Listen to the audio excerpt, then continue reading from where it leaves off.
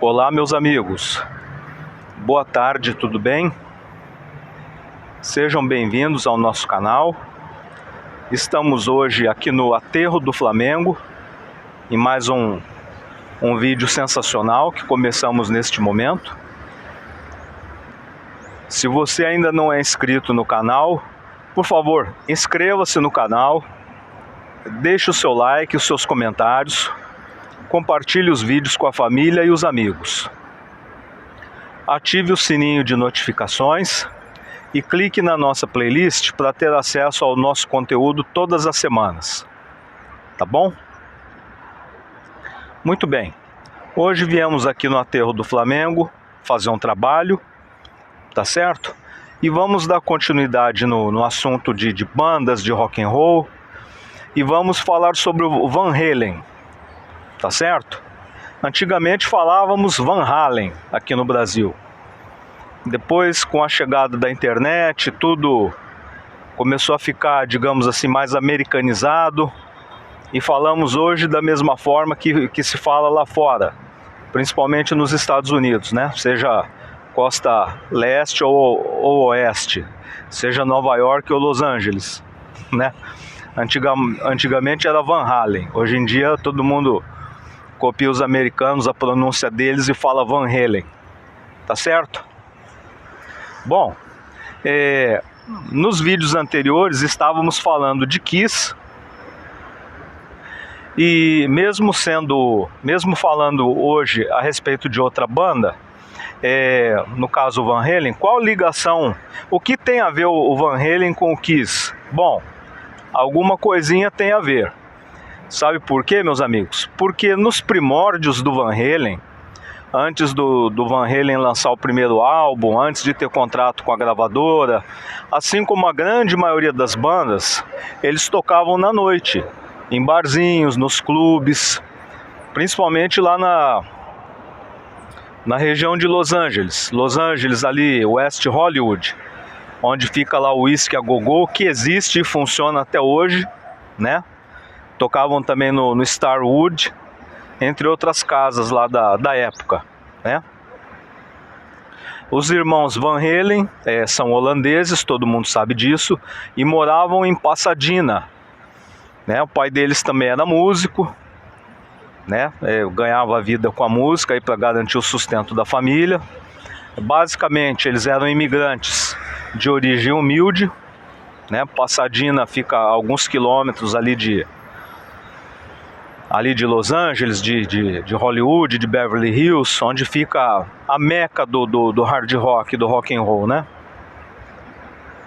Ou pelo menos ficava, porque pesquisando a cena hoje, mesmo lá em Los Angeles, na terra do Tio Sam, as coisas não são mais como já foram, principalmente no quesito rock and roll, certo?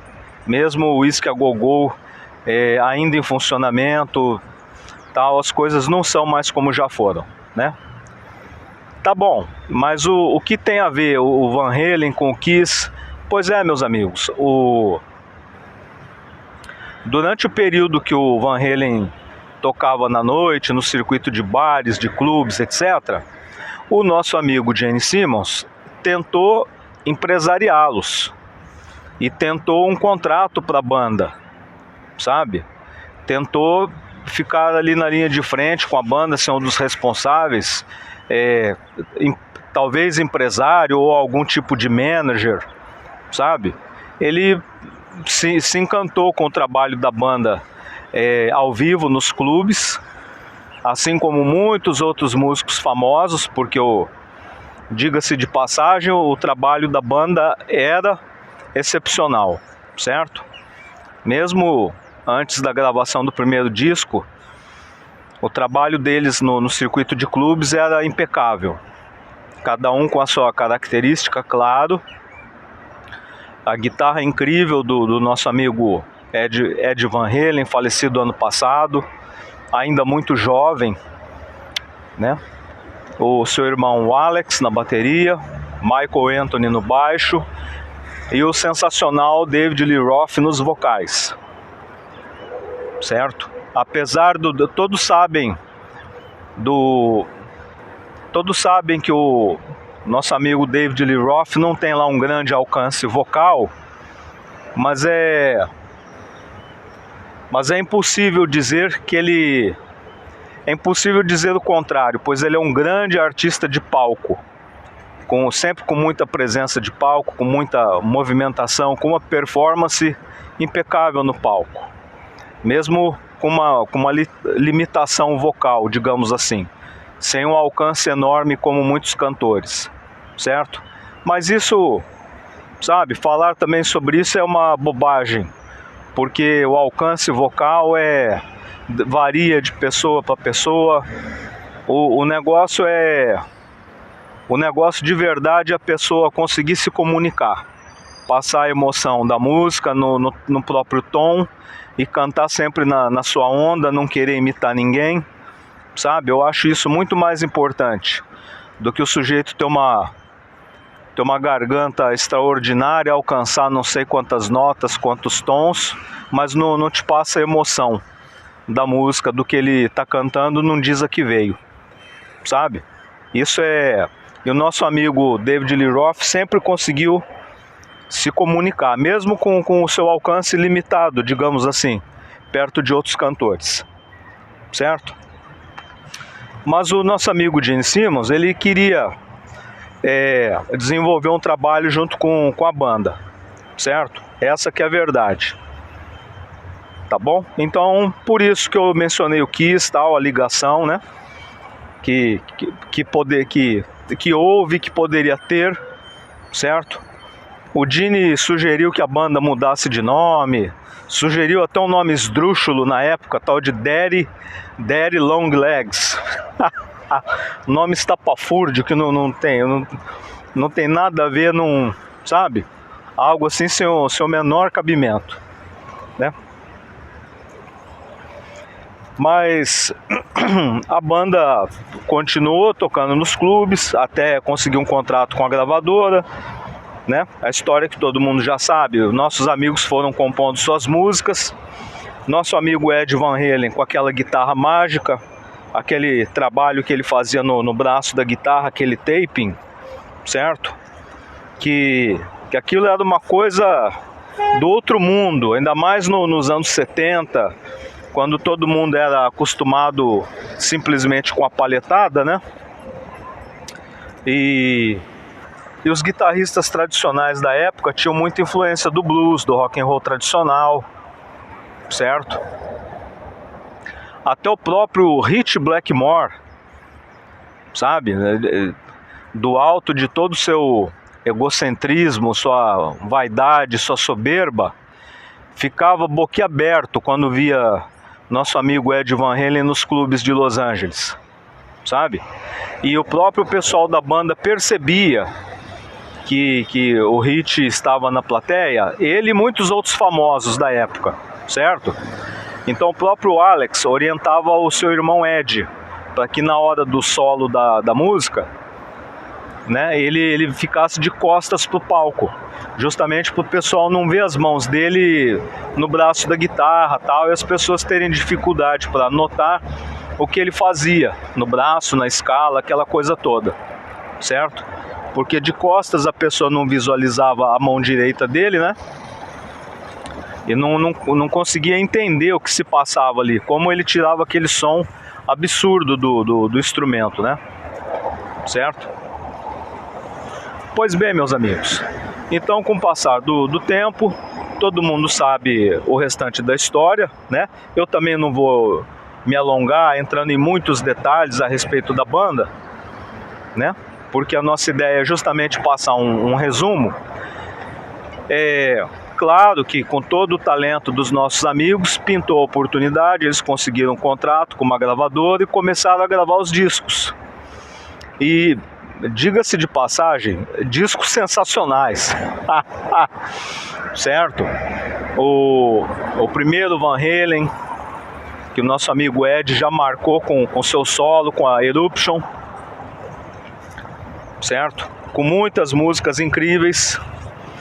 O segundo álbum, que foi visto na época como como já meio obscuro, um repertório obscuro em relação ao primeiro disco, certo? Com músicas mais com um clima meio dark, sabe?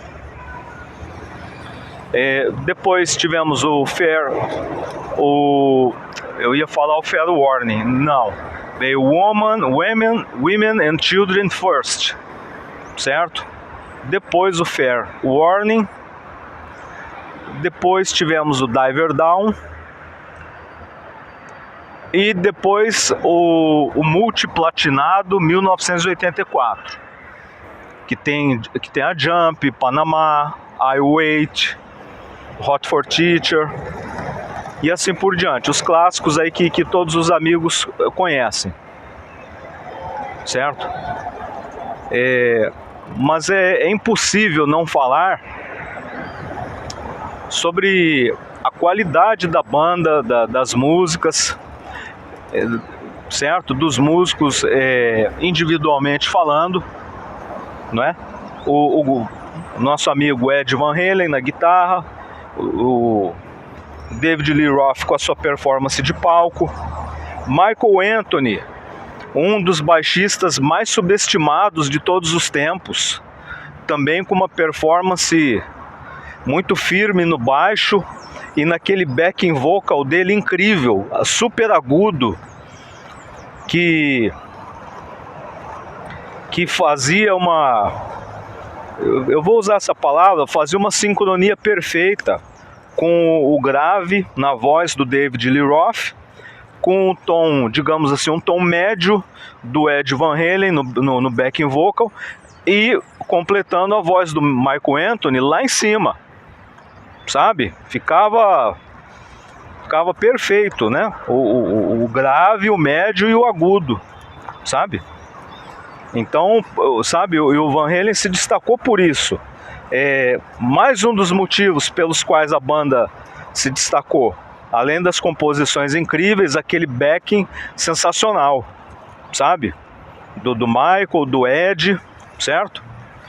Nosso amigo Alex lá atrás também impecável, muito influenciado pelo grande John Bonham desde o princípio, sempre com bateria Ludwig e pratos Paiste, certo?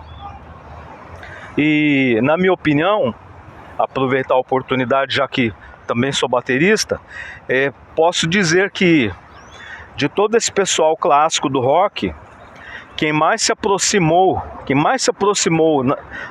em sonoridade, que mais chegou perto do John Bonham em sonoridade, de todos os tempos da cena musical, da cena rock, digamos assim, até hoje, porque ele continua vivo, é o nosso amigo Alex Van Halen, certo? Aquele som de caixa, né? Ele atinge assim com clareza um som bem fiel à caixa do John Bonham, certo? Sempre com baterias da Ludwig, sempre com os pratos Paiste, alternando entre o 2002 e o Signature, certo? E então muita coisa boa surgiu desde que a banda apareceu lá nos anos 70, certo? Desde que eles apareceram para o mundo, né? Tivemos a oportunidade de assisti-los aqui no Rio de Janeiro, aqui no Maracanãzinho, propriamente dito, com um show sensacional, aquelas paredes de caixas do Ed Van Halen, do Michael Anthony, a bateria gigantesca do Alex, nosso amigo David Lee Roth, sempre com aqueles pulos sensacionais no palco durante o show, durante o espetáculo, sempre com muito capricho na performance, nas roupas de show, sabe? Esse é mais um item que sempre fazia toda a diferença no trabalho da banda, certo? Enquanto muitos músicos se apresentam no palco de uma maneira até, digamos assim, normal, ou eu diria até desleixada, tocando assim com roupas muito simples, uma calça jeans, uma camiseta, o nosso amigo David Lee Roth sempre teve esse capricho de usar as roupas de show, sempre com muito brilho, com muitas cores, sabe? Ele sempre teve esse cuidado, esse capricho. E isso, junto com a sua performance de palco, fazia toda a diferença, certo? É muito difícil falar qual é o disco preferido desses 6 álbuns sensacionais da banda, com o nosso amigo Lee Roth nos vocais. É muito difícil, sabe? Eu, sinceramente, eu não consigo dizer qual é o meu preferido, porque todos são excelentes. E cada um deles tem muitas músicas para mencionar, certo? Cada um, claro, na sua onda diferente, em épocas diferentes, um estilo diferente, eu quero dizer, certo? Como eu mencionei, o segundo álbum, Van Halen 2, a princípio ele não foi tão bem recebido como o primeiro. Muitas pessoas acharam o disco, assim, como eu falei, mais dark, mais obscuro, um repertório até sombrio, certo? Enquanto que o Diver Down, por exemplo, a princípio era inclusive entre os integrantes da banda, ele era chamado de álbum de versões, né? Um disco de covers, digamos assim, sabe? Então como todos sabem, cada um tinha uma característica diferente, né? Como todos sabem, o 1984, que é o mais bem produzido de todos eles, foi muito voltado para os teclados, certo? Onde ficou evidente o potencial do nosso amigo Ed Van Halen, né? Ninguém imaginava que ele seria capaz de tocar até teclados daquela forma, né? Todo mundo já sabia da qualidade dele na guitarra, certo? Mas essa dos teclados foi uma novidade para o mundo, né? E não é só isso. O nosso amigo Ed Van Halen, ele foi de muita importância também vou usar essa palavra, no quesito hardware, sabe, da guitarra. Ele era um cara que literalmente metia a mão no instrumento, trocando cordas, trastes, captadores e o que fosse necessário para ele chegar na sonoridade que ele queria no instrumento, certo? A grande maioria dos músicos que nós conhecemos, eles costumam levar o seu instrumento no luthier para regular o instrumento, trocar um captador para ele chegar na sonoridade que ele quer, certo? Mas esse não era o caso do nosso amigo Ed, pois ele literalmente metia a mão no instrumento, não só na guitarra, como também nos amplificadores, né? Um profundo pesquisador de válvulas, sabe? De marcas diferentes. Também na parte de efeitos, certo? O nosso amigo Ed Van Halen foi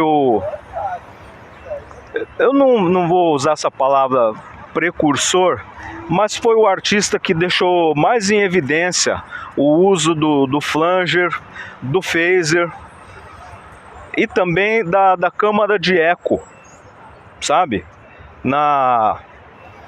Isso é bem evidente na música, no seu solo de guitarra lá no Eruption.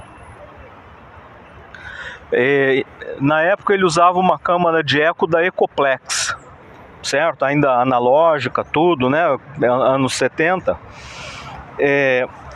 Nos anos 90, eu cheguei a ver uma versão da Ecoflex já toda moderna, em rack, com sistema MIDI, toda tecnológica, cheia de botõezinhos bonitinhos, tal.